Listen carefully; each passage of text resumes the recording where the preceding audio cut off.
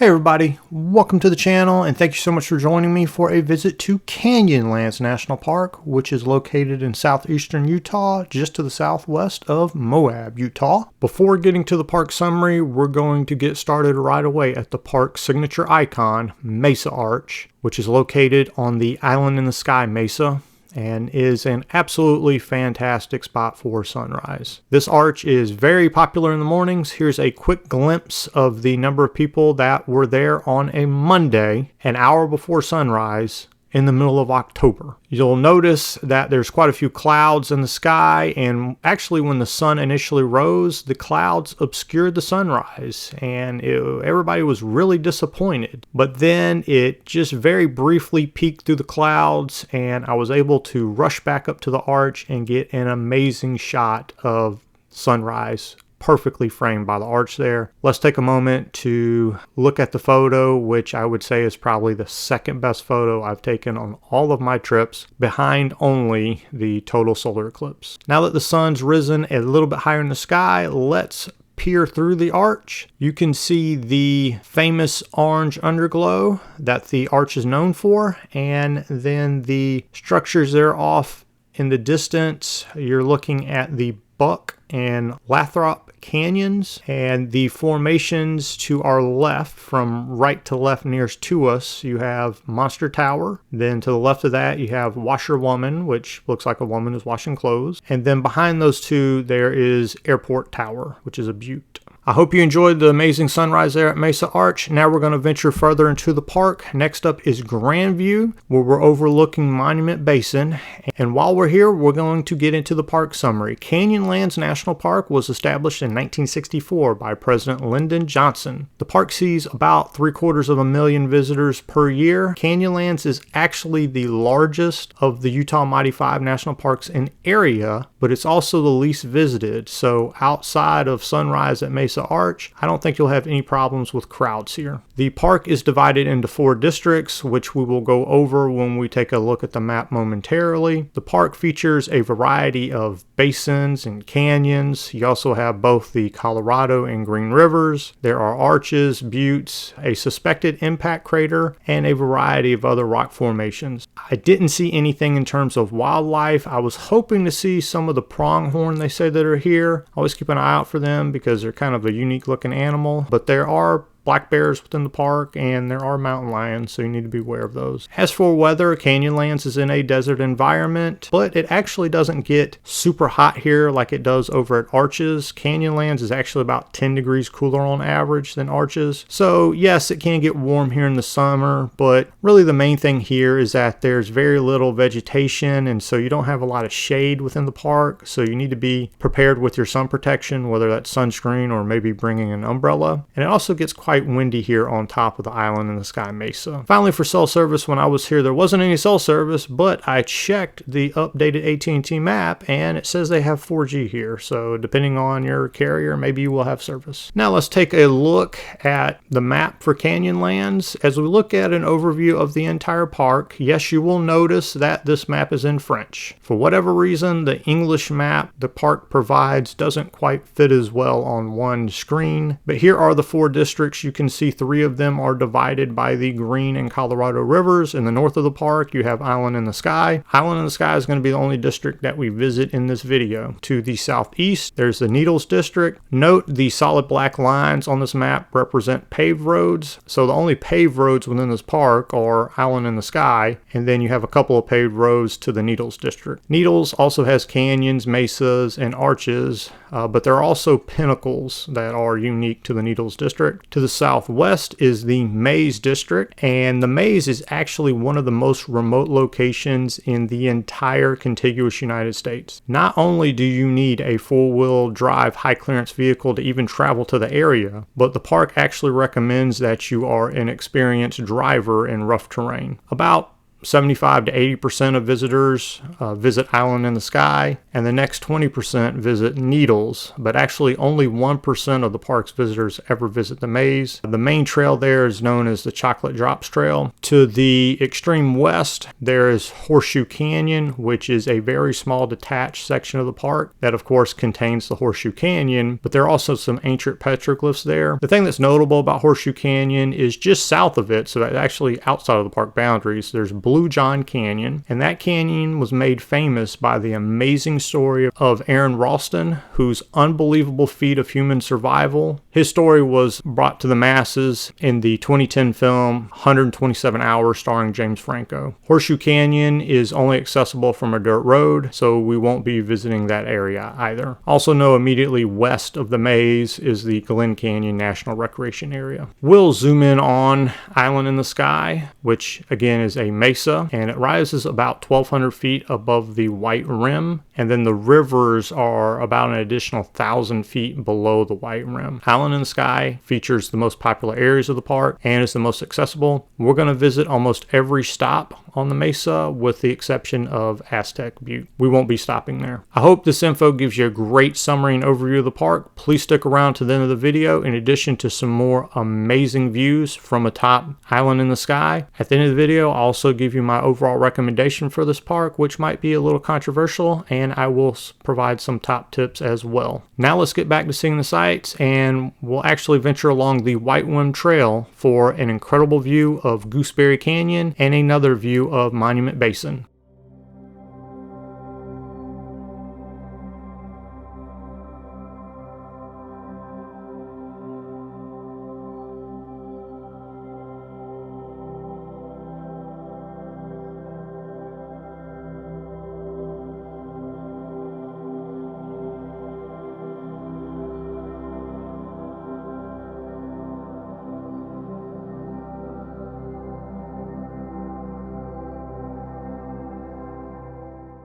So the white rim gets its name from the white rock layer there that's along the edge.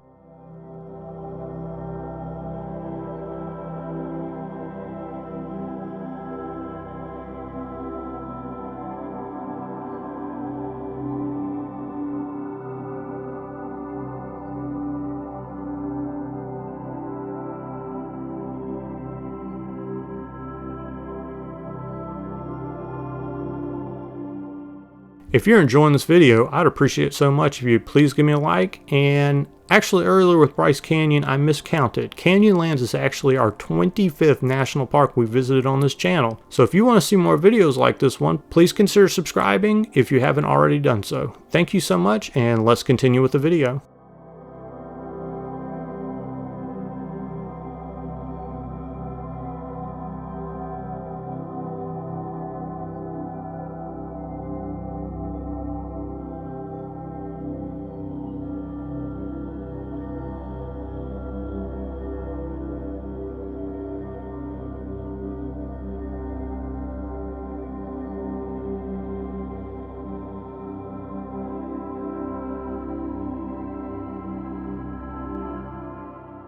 We'll hike back, and next we're going to stop at the Buck Canyon overlook.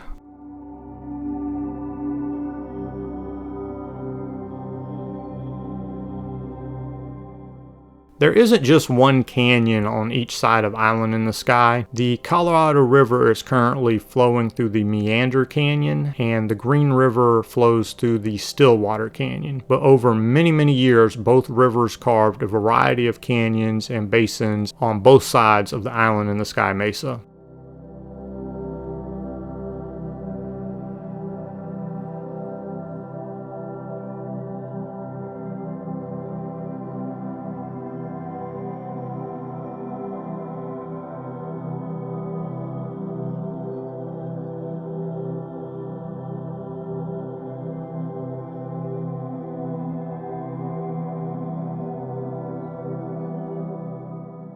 As Canyonlands is our final stop of the Utah Mighty 5 National Parks, if you've been to any of the Utah 5 National Parks, I'd really love to hear which was your favorite national park in the state of Utah. Please let me know in the comments below. Thanks so much. For our next stop, here's the Candlestick Tower overlook.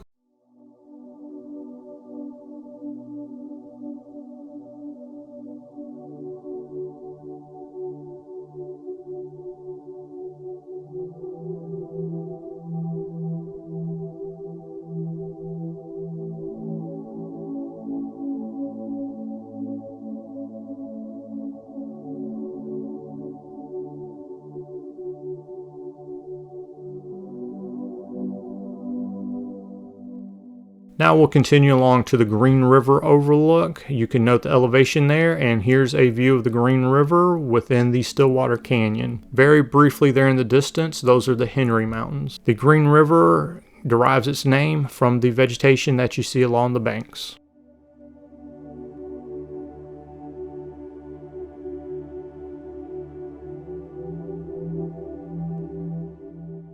We'll now move along to Upheaval Dome, which I would say is another signature icon of the park. The hike here was the most demanding of the trails that I checked out on Island in the Sky. Most of the hikes here are fairly flat.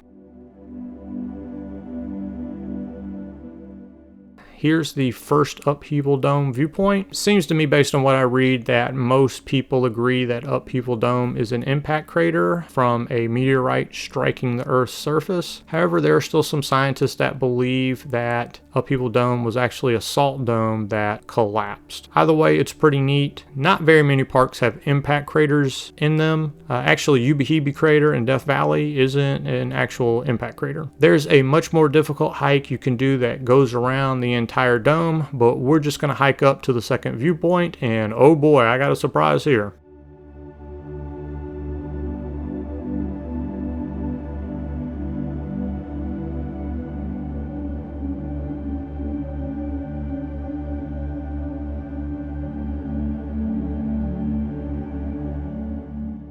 To get to the second viewpoint, you have to hike up to the top of that rock there, and the last section you actually have to make it up a sheer rock surface. I was kind of worried I might actually slip and fall into Upheaval Dome. Hopefully one day the park will chisel some steps into the rock there at the end.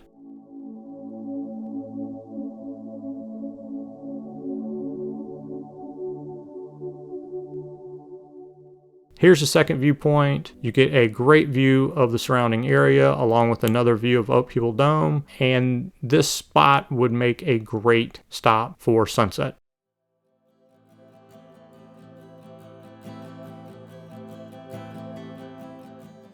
Now let's hike on back. Just south of Upheaval Dome, there's Well Rock. I passed on climbing to the top, but you can still get some more views of the surrounding area nevertheless.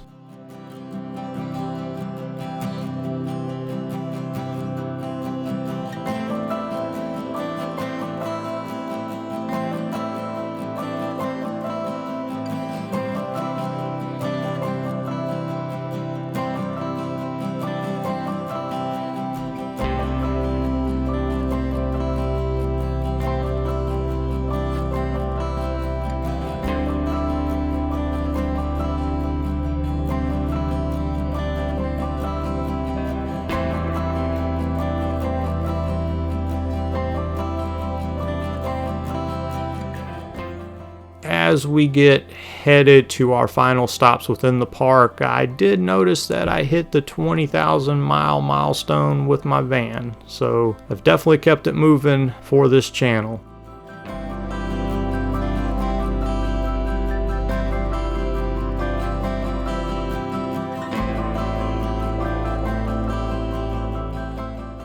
Before we get back to the park entrance, here is the Holeman Spring Canyon overlook. Not sure if that butte there has a name, but just so you know, the difference between buttes and mesas is both are, for the most part, completely encircled. They have sheer cliffs all around. Mesas are wider than they are tall, and buttes are taller than they are wide.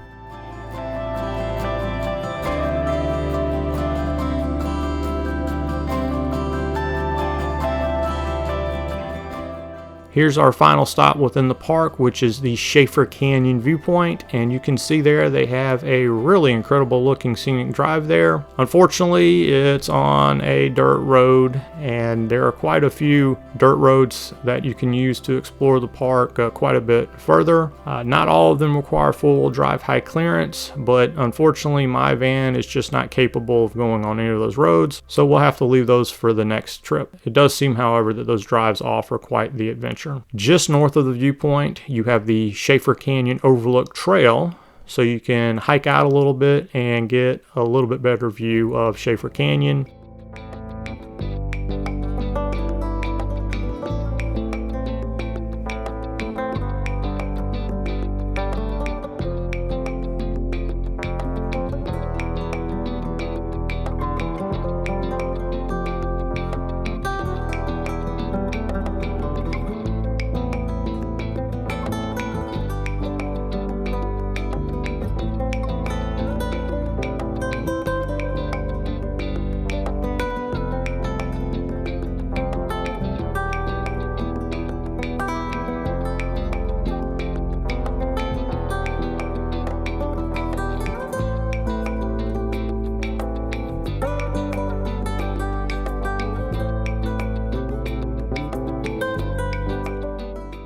Again, those are the Sal Mountains. Directly across from this area behind us is the visitor center, and it's a little bit more basic visitor center, so I didn't really film going over there, but the rangers there were nice enough to explain the concept of the grand staircase to me. Now we're going to head out of the park, but don't go away just yet. I wasn't able to see the sights off the road as I was coming in the morning because it was dark, but along the way there are Monitor and Merrimac, which are two buttes, and this section here is all BLM land as you're driving up to enter the park boundaries. Merrimac is the larger of the two.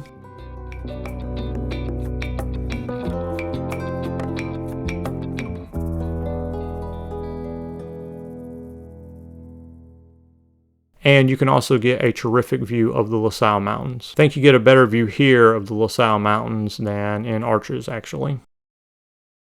And that's going to bring us to the overall recommendation and top tips for Canyonlands. I'm just going to come out and say it. I was completely blown away by Canyonlands. Even though I'm somebody that prefers forested mountain terrain, so Mount Rainier or Yellowstone, for example, I thought Canyonlands was an absolutely incredible park. Mesa Arch is a fantastic park icon, and it's also very reliable in getting a great sunrise view. If the sky is clear, you can just get the most perfectly framed, amazing sunrise view. The Arch provided me the opportunity to take one of my most favorite photos, and it's actually more incredible to see in person. I would go so far as to say that sunrise at Mesa Arch is my third favorite magic moment in all of the 45 national parks I've visited so far, and it was the best sunrise of all of them. Yes, all of them, including the Great Smoky Mountains and Acadia. I'm going to rate Canyonlands as not only the best of Utah's Mighty 5 national parks, yes, better than Zion or Bryce, but I actually rate it as the fifth best national park in the contiguous United States. Canyonlands is similar to Capitol Reef, where there are entire sections of the park that you can't really access unless you have four-wheel drive high clearance. So there's definitely a lack of infrastructure. There's no lodge also, and it also does take a while to travel within the park. Despite those drawbacks, the views here are just absolutely breathtaking, and in my opinion they surpass even those of the Grand Canyon because each of the canyons here are a little bit more distinct from each other. With Island in the Sky, again, you're 1,000 feet above the surrounding terrain as opposed to most other canyons where you're standing above the canyon and then you just look down into the canyon. The sweeping landscape views are actually comparable to mountaintop views, but you don't actually have to climb a mountain to get up here. From Grandview, for example, you are able to see 3 separate mountain ranges, La Salle, Henry, and Abajo, but you can also see the canyons along with the Needles and the Maze districts all at once. And hiking along the edges of Island in the Sky, it's almost like you're in a high fantasy world where you're on top of a giant floating rock. I found the Island in the Sky district to be more than enough to warrant a visit, but the additional 3 districts, which all offer their own unique adventures, including some really amazing looking back road drives that aren't really offered in many other national parks. You can't drive down in the Grand Canyon, for example. In addition, outside of sunrise at Mesa Arch, you're able to enjoy all of the majestic beauty here with minimal to no crowds. So that's why I consider Canyonlands to not be just a destination park, but one of the very best national parks in the USA. Getting to my top tips for Canyonlands, the early bird gets the pick. I arrived a little before 5 a.m. and there were already people in the parking lot waiting for sunrise at Mesa Arch. So if you want a sunrise picture here, I would say arrive 2 hours early before sunrise. If you don't necessarily want to get a prime spot, then you could probably arrive about an hour before sunrise. The main thing in that case would just be getting there early enough to get a parking spot. Also, the orange overglow on the arch lasts for about an hour after sunrise if you don't necessarily want to get started that early. Canyonlands is also very close to many great destinations. Close by there's Arches, Moab, Glen Canyon, and there's also Dead Horse State Park where they shot the ending scene to Thelma and Louise, and that's also where Tom Cruise did the rock climbing in the intro to Mission Impossible 2. So as great as Canyonlands is, you would really be doing yourself a disservice by not exploring some more of the other fantastic neighboring destinations. For travel time, you need to be aware that, and maybe this is why the visitation for Canyonlands is so much less than Arches, but from where you're turning off of 191 to get into the park, that takes around 45 minutes to get to Grandview, and then driving from Island in the Sky to the Needles District can take around 2 to 2.5 hours. So you need to be aware it can take a while to move around this park. As for how long to visit, as long as you get started early, you can definitely see most of Island in the Sky in one day. And if you stretch it, you maybe could take in sunset from the Needles District. But again, because of the other amazing destinations that are close to Canyonlands, I would suggest that you just take an entire week so you can go to all of them: Canyonlands, Arches, Dead Horse State Park, and just really take your time. As for sunrise, obviously that's going to be Mesa Arch. For sunset, there are a variety of areas that would work. I mentioned Upheaval Dome earlier. Green River Overlook could work. Grandview would work also. And again, you could also give some of the Needles overlooks a try in the Needles District. For boondocking, now there's no boondocking within the park, of course, and there's actually no overnight parking in Moab. But both north and south of Moab along 191, there are some boondocking spots. Also, along the access road to get into the park, once you pass Merrimac and Monitor, kind of where you get to around where you would turn to go to Dead Horse State Park, you can keep an eye out for some BLM roads there, and there's boondocking available along those roads. That's going to do it for Canyonlands National Park. I want to thank you so much for joining me for this video, and I will catch you in the next one. Thanks and take care. Bye.